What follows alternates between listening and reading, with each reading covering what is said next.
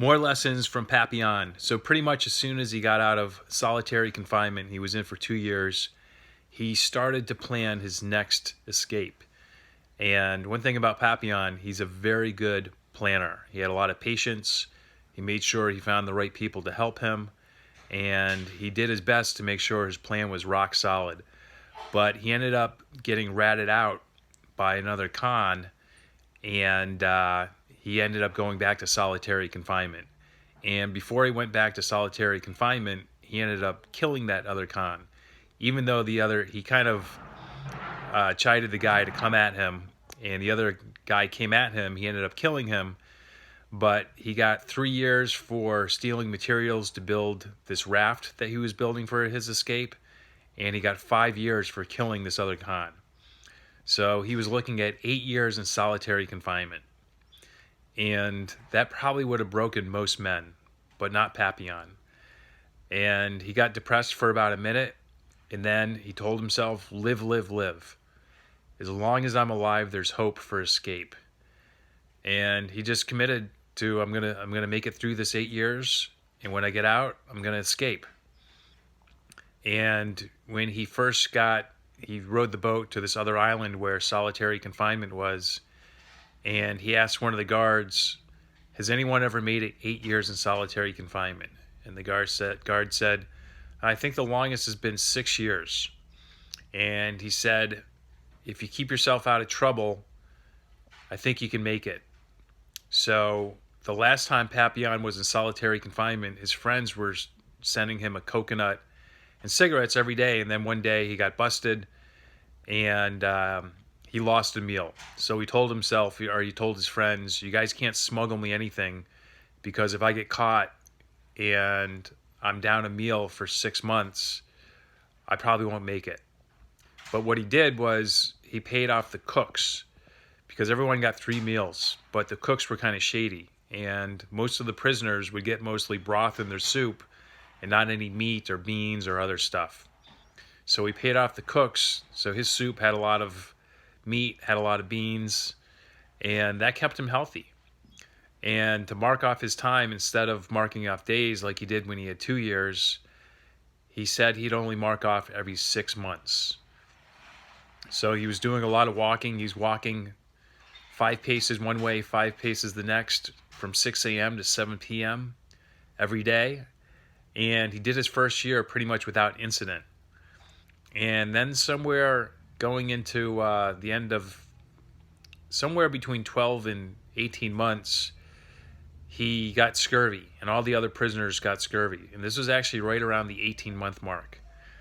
So a doctor actually came, checked them all out, and what's really interesting is what they gave them for scurvy is they let them go out in the sun for 2 hours every 10 days. They gave them some lemons, which is vitamin C, iodine, and methylene blue.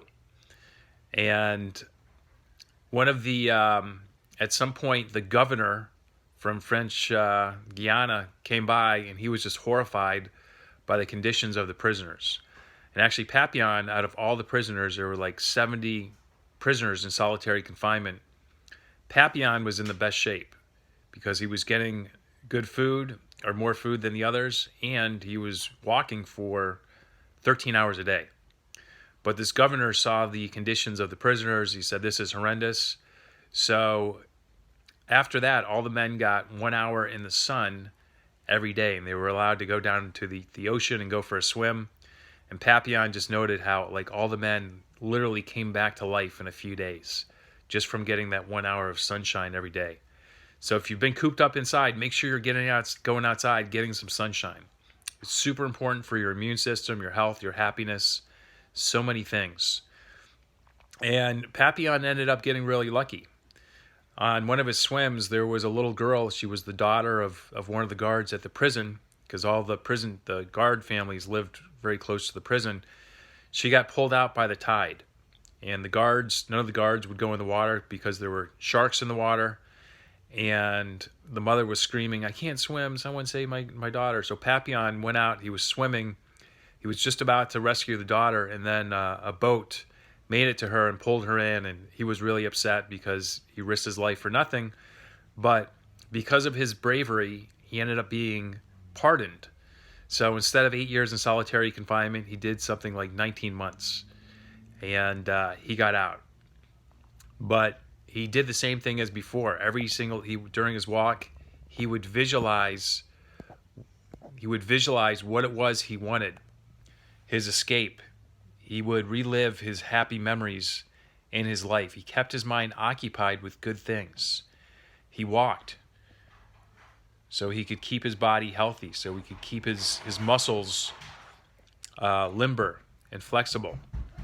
And before he got busted for his escape plans, he was also getting in really good shape. So he was always planning ahead, really good planner, planning for challenges ahead. So learn from Papillon. Having an unbeatable mindset, letting nothing stop you, never losing vision of what you want, keeping your focus on what you want, not dwelling on what's out of your control, and preparing for the worst, getting your body strong, building resilience, staying healthy. These are all things that are going to get you through any challenge in life, and this current challenge that we find ourselves in now, where we're all going kind of stir crazy in our homes. But it could always be worse. You could be in a small stone cell without any sun, with shitty food. So hang in there, my friends, and I'll keep you posted on the rest of Papillon's adventures.